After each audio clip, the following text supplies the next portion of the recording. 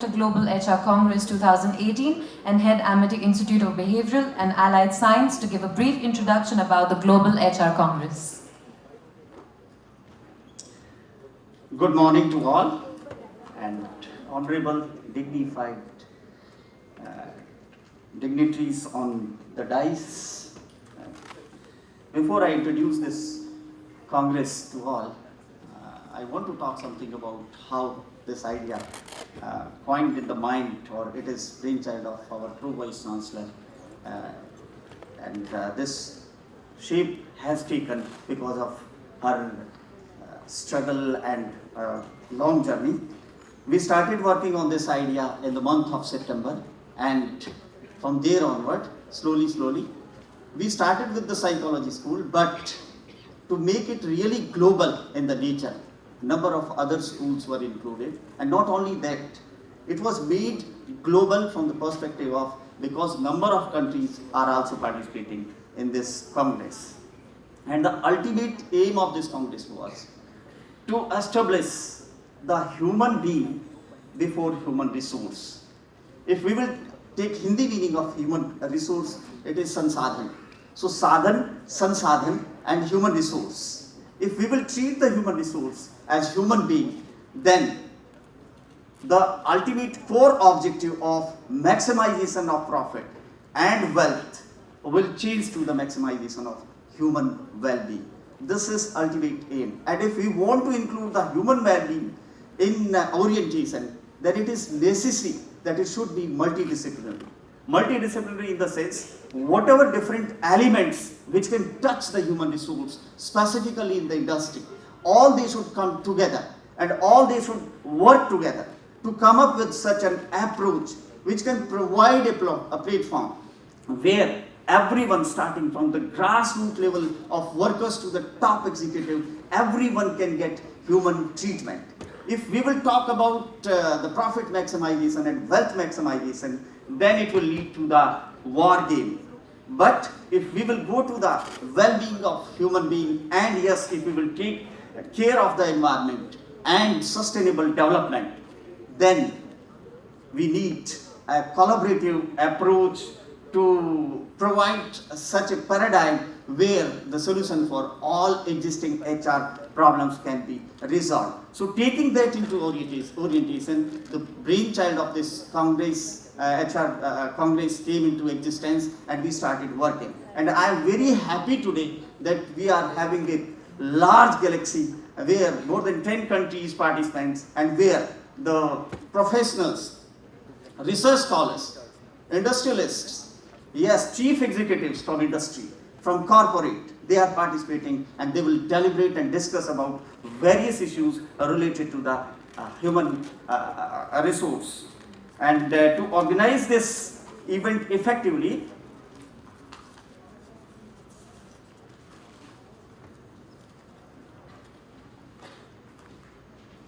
now we are starting with this inaugural session, and after this inaugural session, we will have two workshops, one today and one tomorrow, and these workshops are for grooming the industrial people as well as the undertaking of this Amity University.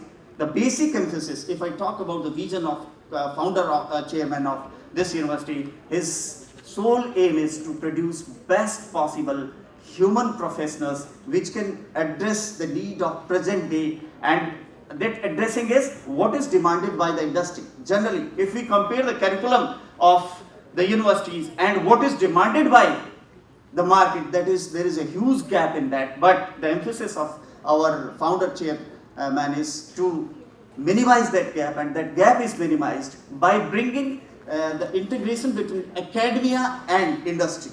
And number of times we are organizing number of events and programs to bring that gap minimum, and this Congress is one of the example of that. So in these workshops, people will get trained, and they will go and practice the skills, knowledge imparted to them, and after that, yes, we will go for a release of two books, and among them one book is in which the articles written by the research scholars. They are being published. A souvenir is also published. And on the conclusion of valedictory function, we will again assemble and we will come up with the report, complete comprehensive report related to that. And this 2-day comprehensive mega event will bring number of other professionals also, and they shall be deliberating and sharing the knowledge with the working professionals as well as with the students. Thank you very much.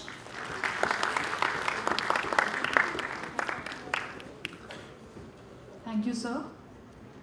A fountainhead of learning, a harbinger of excellence, and a doyen in the field of management and positive psychology, our Honorable Pro Vice Chancellor, Professor Dr. Padmakali Banerjee, is involved in strategic planning and leads the development and implementation of the university's academic processes.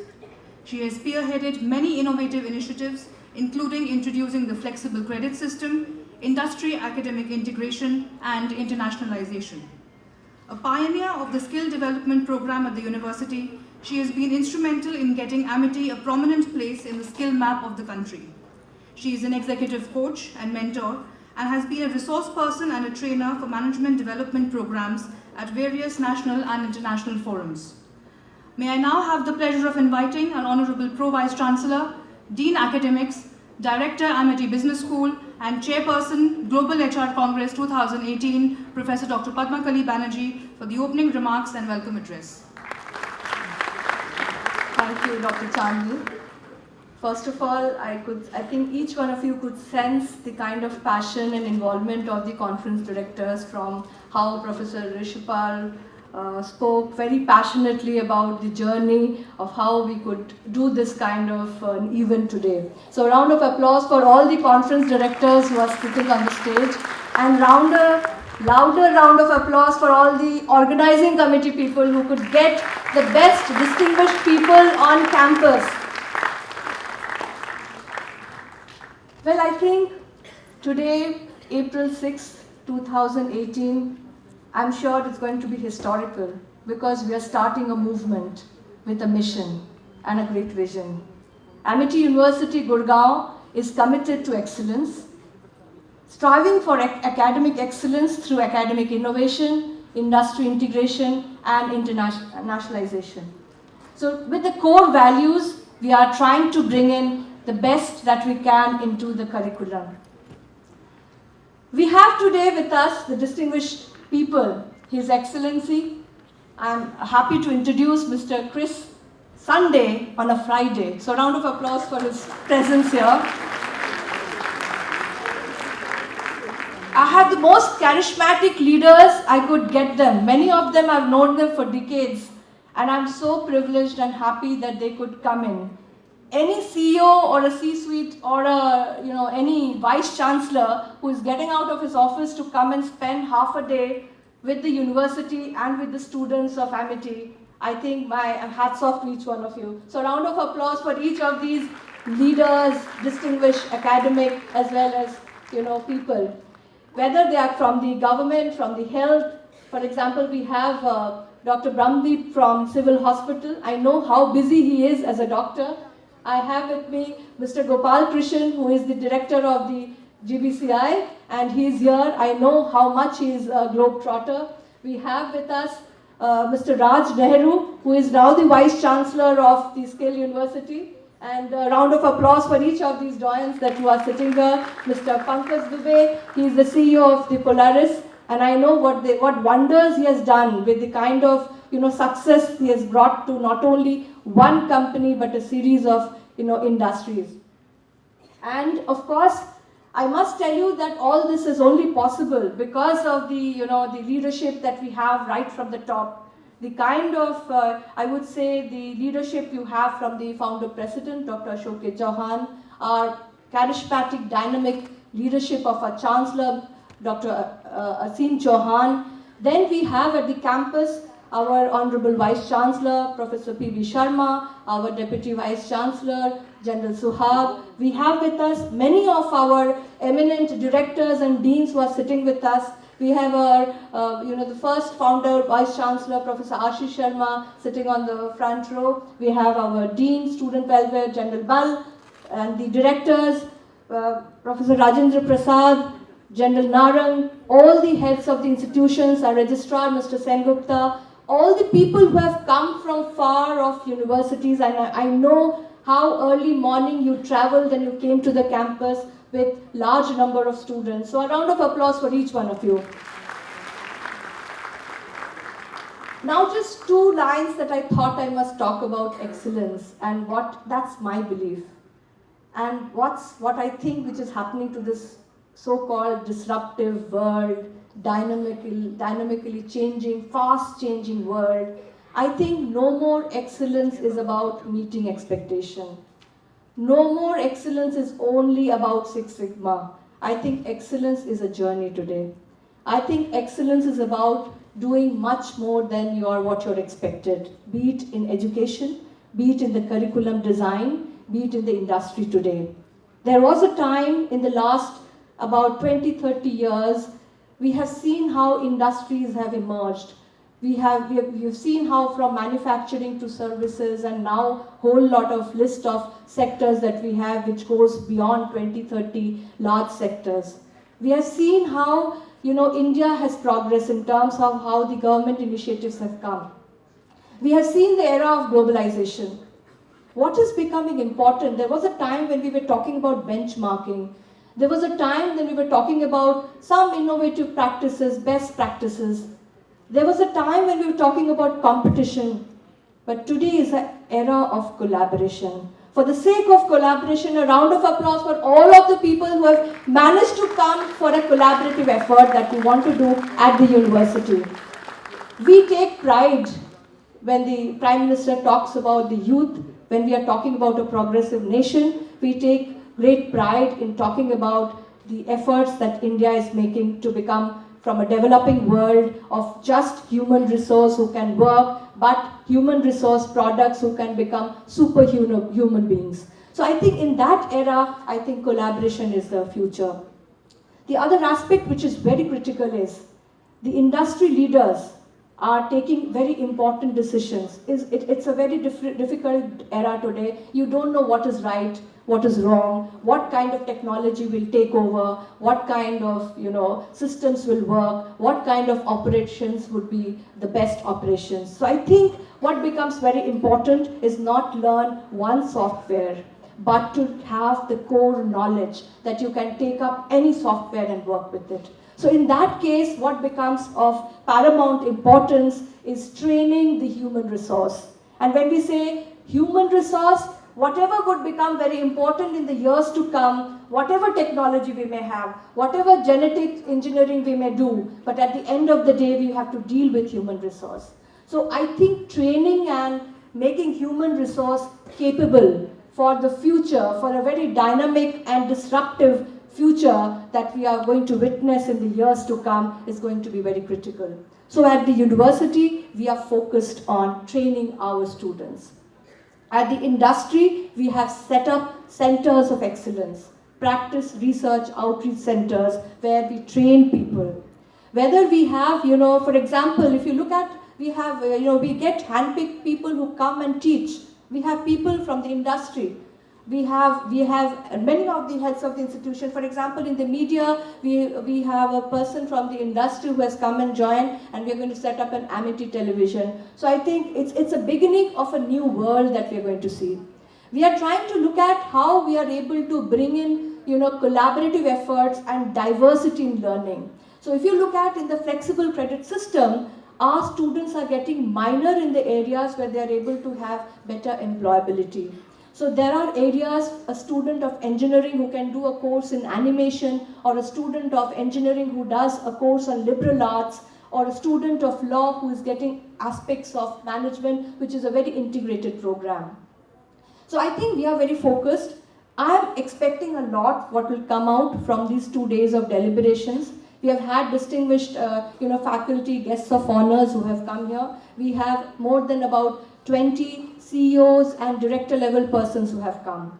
And I will fail in my duties because let me tell you that I was feeling very powerful and empowered and very happy this morning. What is the reason behind it? Any guesses? The reason is that side, it's on the right side, I can see, because they're some of the jewels of Amity. Can I ask you to just stand up, because each of them are, the competent director level CEO persons from the industry. They are the alumni of Amity. So a round of applause for each one of them. They support us, they are with us, they mentor our students. And all this is a collaborative effort, let me tell you. And we are looking towards a kind of a white paper that we may come up with. In the area, whether it is in the area of health, whether in the area of psychology, which is, there are now these sentient groups which are coming out. No more are people just specializing in one area. Today we have talked about globalization. Let me tell you that industrialization and globalization, all of these things now mean the same thing. At the university, what we are also focusing on is international students. So let me tell you, we have Director International Affairs, Dr. Gunjan sitting here, and the team here, and the Director Admissions, Dr. Vikas Madhukar, who looks into, we have more than 20 country students who are studying here. So we have a very global environment that we have. And I don't want to go on and on because there's so much that I want to share, but I think I would really carefully listen to each of these people who have come here. And my co-chair is Professor Dubey, who is going to also talk about, he's from SIS. And I also have a lot of other distinguished people. I would have loved to take each one of your name. Like I have Nipun Sharma, who's the CEO of, what is your latest position? Vodafone? Yeah. So a round of applause for Nipun Sharma. He's also doing a PhD under me. And very soon, there are many more good news that will be shared here. So all the best for all the participants and all the students. I really love the way that enthusiastically that you are working for this kind of two-day event. Thank you very much.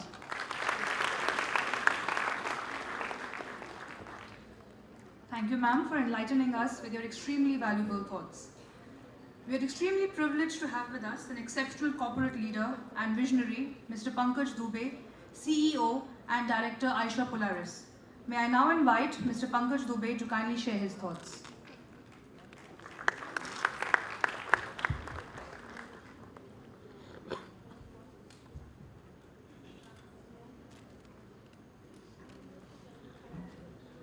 Good morning to all of you. It's a privilege to be here, and it's always a privilege to meet Professor Padmakali. She's a very optimistic person, and I always, whenever I meet, I get some more positive energy. So I know, don't miss a chance to come to your college. There are so many things which the country needs, but the most important thing is the education. If you see the recent, the problem that happened on the streets just last week, where everybody was on the street, to me, it was a problem of education. I don't see that a Supreme Court order can be read, a 50-page or 100-page order can be read by those people who were there on the streets. They have been misguided, and they came on the street and started fighting. So the root cause of all these issues that we are facing today in the country is the education, and I'm glad that MIT is working very hard to give the positive attitude and the right kind of a skill set. And at the same time, we need to spread this very fast to people across the country who get wrong feedbacks about the situations, and they come on the street and create problems for all of us. So education is the must and most important thing. The second important thing is research, and I'm so happy that MIT is working so hard to get work on the research area. The country needs a lot of research, and also the emphasis has to be there on whatever work we are doing. More research would help going into the root cause and solving it. A very common question that I have is, in today's technology, you have such great aircrafts across the world going to one place to another in a quickest of the time. But then we also have our own ancient history and the scriptures where these aeroplanes were running thousands of years before, also by the name of Pushpak Viman and Shakun Viman and hundreds of other Vimans. So what fuel was used in that? I have been asking this question for so many places, and there was some fuel which is available in the continent, and if you just figure that out, that what fuel it is, and it's a matter of research, and if you can figure